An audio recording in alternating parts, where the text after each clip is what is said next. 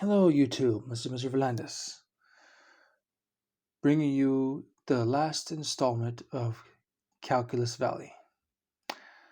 I hope you guys have enjoyed the others so far.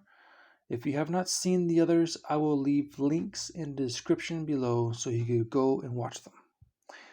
Your support has been awesome. I do appreciate it. But tonight, is the final night. The last page and a half.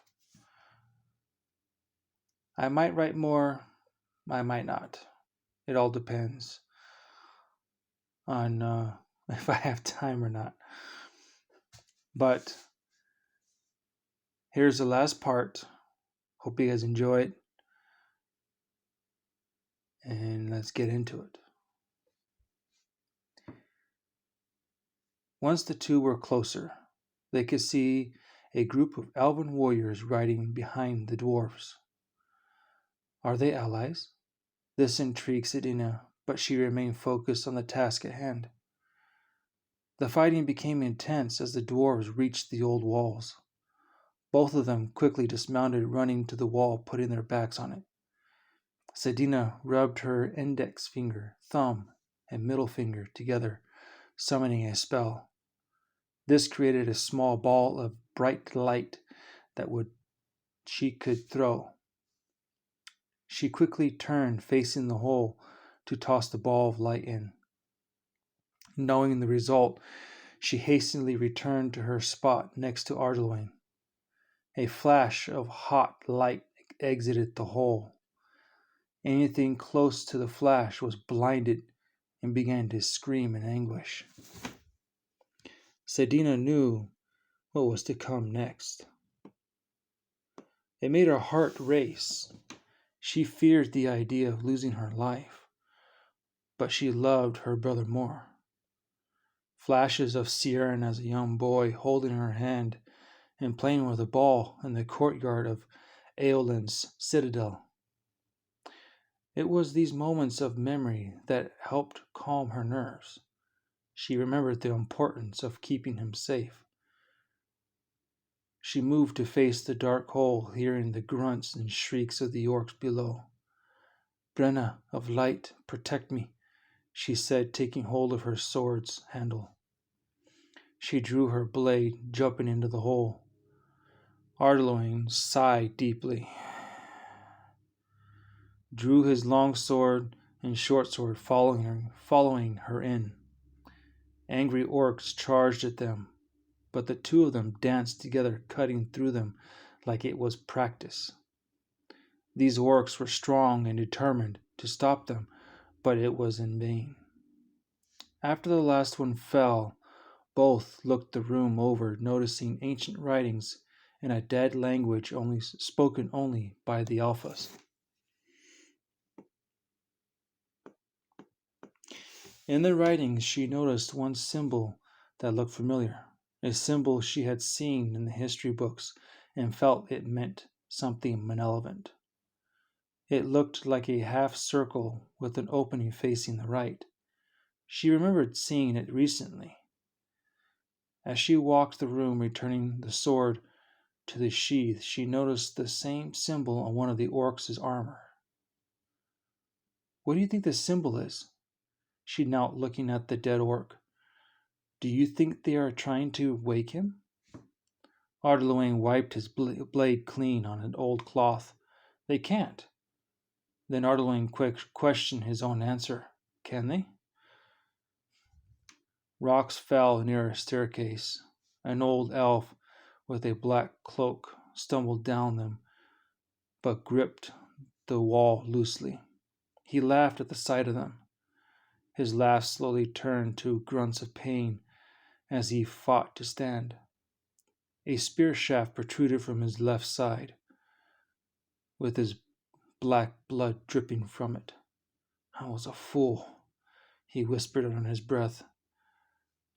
"You don't have long to wait if you want whoever's in the cellar." Ardeloin pointed his blade at him. "Who are you? Remove your hood." The elf coughed. with a very shaky hand, pulled it back. I am Havnir Oldrovir. He sighed with pain, trying to move his arm, but could not. Slowly he slid down the wall, leaving a blood trail. I brought these old orcs here to try and bring back Bailover. Sedina perked up. Who's Bailover? He grinned. He was the one you call Dorlax. But alas, he looked down at his wound. Before I could start my protection chant or any spell, a great dwarf with their enchanted spears cut my wards. Give me this. He pointed to the spear shaft. Your orcs took someone of my family yesterday. Where do you have the captured people? Sedina began to rub the same fingers together, creating sparks. All dead. I had them killed. He gave a bloody grin. Except for one. He shut himself up in an old cellar to hide. Tough elf, that one. He grinned once more. Your spell wouldn't have killed us all. To kill me, you need... Ardwin removed the head. Removing your head would work. Ardwin motioned for them to move further into the old fort. Sedina shook her hand like it had an old spider crawling on her skin. This disarmed the spell. Why did you do that? Ardwin stopped walking. The ones that follow the teachings of Bailover can snake their ways into the thoughts of others, creating more followers of Bailover. He was working through your mental wards to get into your mind, to break your will. She looked back at the body and the head that faced her. The eyes, black pupils, stared back at her. Then let's find this cellar. Well, that was the last of it.